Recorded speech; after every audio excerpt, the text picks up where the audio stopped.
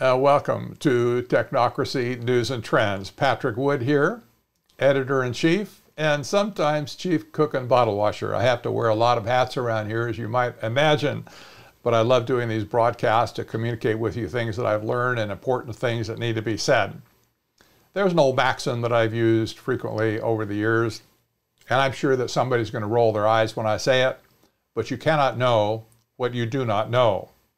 And I get a lot of emails, a lot of people communicating with me that clearly do not know what's going on. They think they understand something about technocracy, but they really don't. And they just don't have a clue. But I tell them, if you do a little reading, listen to some interviews that I've done perhaps, and read some of my material, some of my books, whatever, you'll find out what it's all about, and you can go forward to that. Well, there's a maxim, there's a corollary to you cannot know what you do not know, and that is, you cannot fight an enemy that you cannot see. You cannot hit the target that you cannot see.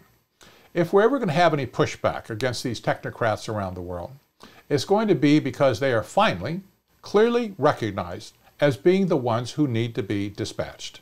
And when I be dispatched, I don't mean killed or anything like that. What I mean is they need to be run out of the public policy arena. Because by and large, a lot of these people, I believe, are just stark, raving melomaniacs who just can't get the control of the world out of their mind. It reminds you a little bit of the cartoon, social cartoon, back in the 90s called Pinky and the Brain. If you've never watched Pinky and the Brain, you go to Netflix or somewhere and look it up. You might have to pay for it. But you'll find out what it is when somebody has on their mind every single day how they're going to conquer the world and subject the world to their own will. Well, this is technocracy. And we're going to cover a couple articles today, and I want you to see these articles for what they are. We're going to talk about Anthony Fauci again. He's just one of the most visible people that's in the news constantly, even though he's been kind of run out of the White House as an official advisor. He still is opening his mouth, and he has a big platform to speak from. And he still has quite a bit of influence in our nation. So in this particular article, it's titled, Fauci Looks to the UN, that's the United Nations, to rebuild the infrastructure of human existence. Can you imagine an ego so large? Now, you know, he's stepping outside of the medical field, isn't he? It used to be he just was concerned, he told us, about the medical stuff, about vaccines, about saving lives and stuff like that. But that's not enough for him. It's too small. He wants to rebuild the infrastructure of human existence. Wow, this is like a bigger thing than you ever heard. How could somebody propose the rebuilding of the infrastructure of human existence? Well, this paper he wrote with another scholar says exactly this, and I want to show you the paper I'm going to draw from here. This is what it looks like. It's called Emerging Pandemic Diseases, How We Got to COVID-19. Now, the Cell is a leading journal, usually for containing medical publications. In this case, it goes a little bit further because it's pandering to the United Nations. And so the article, the paper, was written by Anthony Fauci, co-authored, and also David Morans. Now, the fact that Fauci's name on it is as a co-author means that every single word is just as much his as it is the other authors. So don't start carping and say, well, did he write this paragraph or did he write some other paragraph and maybe that's not what he really said. He would not have put his name on it if he didn't fully believe it, even if he did not personally write these words. But here's my comments at the top of this article that I want you to see. Dr. Anthony Fauci is a United Nations wolf in sheep's clothing, telling America why it is so important to save lives from the dreaded COVID-19 virus while pandering for the most radical parts of the United Nations agenda for the world. That is sustainable development, aka technocracy. In his paper, which I just showed you, called Emerging Pandemic Diseases, How We Got to COVID-19, he wrote the following paragraph. Now this is just amazing. We'll pick it apart a little bit. Living in greater harmony with nature will require changes in human behavior, social engineering, a primary goal of technocracy. Changes in human behavior, as well as other radical changes, mind you, that may take decades to achieve. This is a long-term program. Rebuilding the infrastructures of human existence. Wow. From cities to homes to workplaces to water and sewer systems to recreational and gathering venues. In such a transformation, we will need to prioritize changes in those human behaviors that constitute risks for the emergence of infectious diseases. Chief among them are reducing crowding at home, work, and in public places, as well as minimizing environmental perturbations such as deforestation, intense urbanization, and intensive animal farming. Well, there you go. The beef industry is under attack again. Got to get rid of those evil cattlemen and get rid of those gas-producing animals that they call cattle that grow out there on the range. Equally important, he says, are ending global poverty, improving sanitation and hygiene, wash your hands, and reducing unsafe exposure to animals so that potential human pathogens have limited opportunities for contact. This is plain evidence, I wrote, that Fauci is an agent for the United Nations and that he is a self-professed social engineer who wants to rebuild the infrastructure of human existence. Why should Fauci's phony propaganda be so hard for America to understand?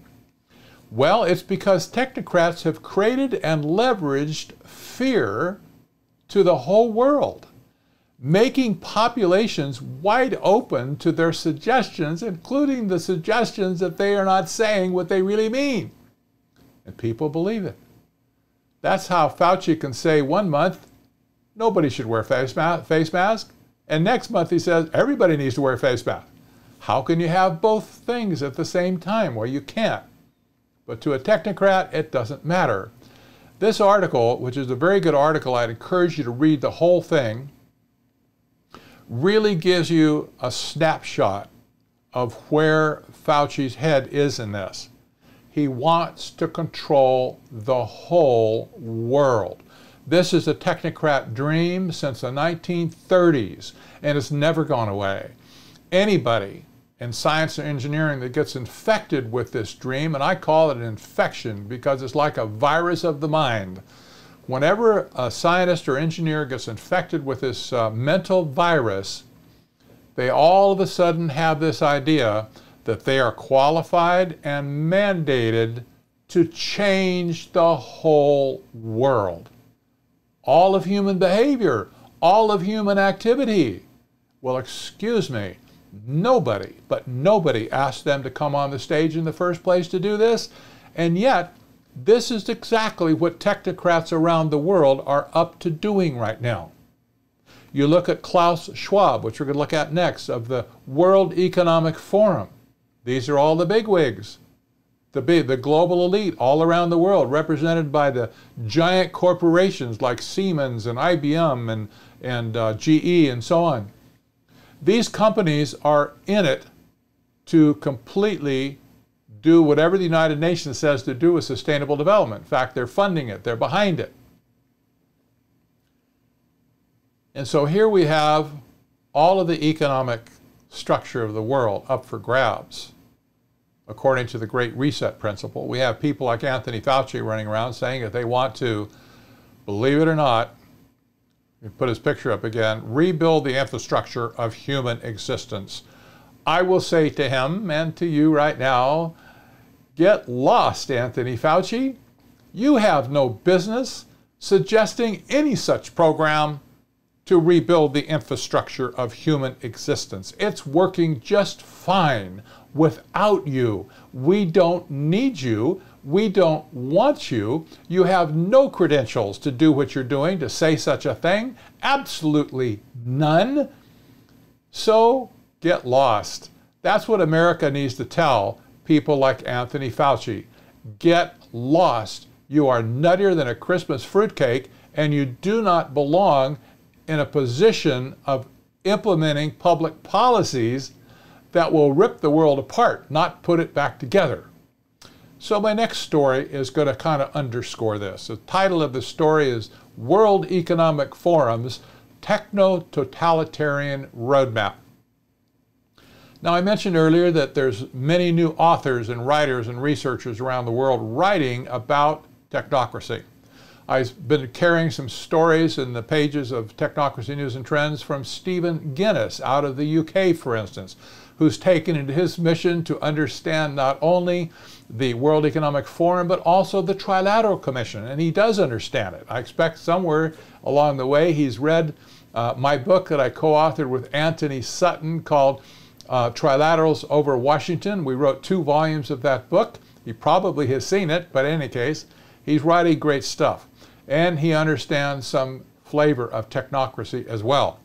Another writer that hails from Sweden and who has become a good friend of Technocracy News and Trends, a contributing editor, if you will, is named Jacob Nordengard. And Jacob is a PhD from Sweden, and he understands the global elite. He understands the whole Trilateral Commission business. He understands the United Nations. He understands technocracy. He understands the World Economic Forum. And he's writing from yet a different perspective from Sweden. So you have the United States, me, writing about technocracy. You have Stephen Guinness in the United Kingdom, and you have Jacob Nordengard from another perspective in Sweden. And guess what? We basically are all saying exactly the same thing. The clear and present danger before us right now is technocracy. It's not the political upheaval, it's technocracy. Now, the fact that the political system is being disassembled is no surprise, because technocrats don't want any political system. They want simply to control everything from an economic point of view by algorithm. This is what they set about to do. But I wrote in this article at the top of it, just to introduce it, global elite technocrats cannot fathom how there could be anybody or any blowback against their totalitarian dreams of utopia. Those who do resist, that would be me, are viewed as an expendable nuisance and too ignorant to know what is good for themselves. Now, I doubt that describes you either. I hope it doesn't. And by the way, if you agree with me, you can leave a thumbs up on this video right now. If you disagree, I'll know where you're coming from for sure. If you think you are just too ignorant to know what's good for you and that you need to listen to people like Anthony Fauci or Klaus Schwab at the World Economic Forum, then all I can say to you is you will get what you think you deserve, and you won't like it in the end, I promise. So Jacob takes out in this article, in any case, he says the corona crisis is the trigger for a global coup d'etat of monumental dimensions. Now, how many people have said this recently? I said it first back in April when I first started writing about the coronavirus, that this was technocracy's coup d'etat. Jacob is saying the same thing. It is the beginning of a new era, he writes, with a new international economic order that's straight out of the language of the Trilateral Commission from 1973, that risks completely destroying human freedoms. Can you understand that? Completely destroying human freedoms. Tyrants have now taken over to forcibly steer us into a climate-smart and healthy world through the World Economic Forum's new techno-totalitarian roadmap, the Great Reset. Now, I think this is probably the 3rd video where I've talked about the Great Reset. I cannot talk enough about it because it's the only game in town right now. And the global elite have put all their chips on the table now. They know they have the winning hand. Well, they think they do. They think they have the winning hand. So they put all their chips on the table saying basically, okay, we are all in now. We got no more bets in reserve. We're putting everything on the table. So Jacob goes on and he describes what's going on here. He says, the aim of the partnership is to accelerate, listen to this, UN Sustainability Agenda, here it is right here, and the 17 global targets, that would be the Sustainable Development Goals that came out of the New Urban Agenda, or the Agenda 2030, back a few years ago. Here's the quote directly from the website. Meeting the Sustainable Development Goals is essential for the future of humanity. Sounds kind of like what Anthony Fauci wants to do, doesn't it? The World Economic Forum is committed to supporting this effort and working with the United Nations to build a more prosperous and equitable future. Equitable for you and me? I don't think so. Equitable for them? Sure. They're going to get all the marbles in the game before it's done. That's what they think. That's what they're doing. He says the agreement also states that the world economic's fourth industrial revolution is an important component in implementing the agenda. Digitization is seen as the key. And of course, this is a hallmark of technocracy. Digitizing everything, down to the gnat's whisker, if they could. Actually, down to your DNA structure, if they could. They're after that right now. And by the way, for all of you who have been tested, I hope that's not everybody, but if you got tested for COVID-19, you know they took a swab, maybe in your nose, maybe saliva, whatever, but they got some bio data from you when they did that. You gave them everything that they need to have to make a DNA footprint, fingerprint of you. I don't know if that happened in every case. My guess is it has happened in some cases. And so somebody in the government is building a DNA database that has all this information on everybody. And that's just ducky. But I digress. He says, by declaring COVID-19 as a pandemic on March 11, the World Health Organization opened up an opportunity window for the World Economic Forum to quickly implement its new world order. Everything was very carefully prepared. And the story goes on. I'm just going to tease you with that, carefully prepared. Jacob brings this out just great. He's a great writer, a very bright guy. He's a young guy too, by the way. So he has a different perspective from age versus youth, but he's looking at this, he says, there's a rat in the woodpile. And he's described it very well. I encourage you to go and read Jacob's article in full. You just need to understand and digest this so that nobody can say to you, you cannot know what you do not know. Once you see this, you're accountable to it. Once you see it, it changes everything in your worldview. And it doesn't matter, by the way, if you are a Christian with a Christian worldview, or maybe you have some other type of worldview. It will change the way you look at the world. So I encourage you to read it. And of course, I encourage you to read everything you can, including my books on technocracy. There's just no substitute for reading the detailed information that's out there, and I encourage you to do so. But I want to leave you with this, that you can know what you do know. That's kind of another oxymoron, isn't it? You can know what you do know. And it's not hard to know.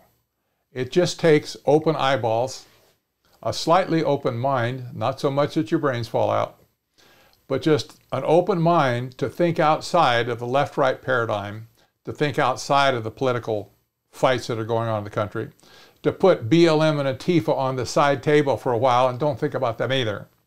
But look at the bigger picture. Look at the people that are affecting policy around the entire planet. And who has the power to shut down the global economic system?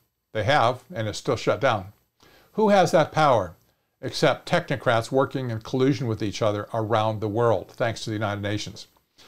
This is a global thing that's going on here, not just local. It's not a Democrat-Republican issue, I promise you. Otherwise, I mean, what, can you blame the Democrats for what's going on in Europe or Africa or India or Asia? No, you can't. They have nothing to do with it. Can you blame the Republicans? Maybe you don't like Republicans. Can you blame them? Are they the ones that are doing it? No, not even remotely close. This is a global program. And these people are manipulating every nation on earth right now to usher the world into a new economic system called technocracy. Well, I'm Patrick Wood for Technocracy News and Trends. I just want to leave you with this thought now. If you like this video, would you please give it a thumbs up? And why not subscribe? If you get notices and stuff, if you subscribe to the channel, be my guest and tell others about it too. Send out some emails, make some phone calls, whatever. You can find the channel, of course, on YouTube as /Technocracy News Trends. But you can also subscribe to the podcast, which sometimes is occasional, but I get it out there as technocracy.studio. And you can join the mailing list, of course, at technocracy.news. I have a Patreon account too, which is supported by listeners who appreciate some of the work that I'm doing here and want to kind of give a tip or a hat tip or whatever. It's found at patreon.com/technocracy. It's very easy to make us just even a small monthly donation. $2 just is a great encouragement to me personally, just to know that you're standing with me on this. It's been a lonely road. You can imagine over the last many years, it's been a lonely road talking about technocracy when nobody really knows what you're saying. And people are finally starting to get it. This is just a wonderful thing. We need to keep this rolling along. So please do share this video with everybody you know. Put it out on social media, wherever they'll take it and won't censor it. Just get busy. We got work to do, my friends. We'll see you next time. God bless.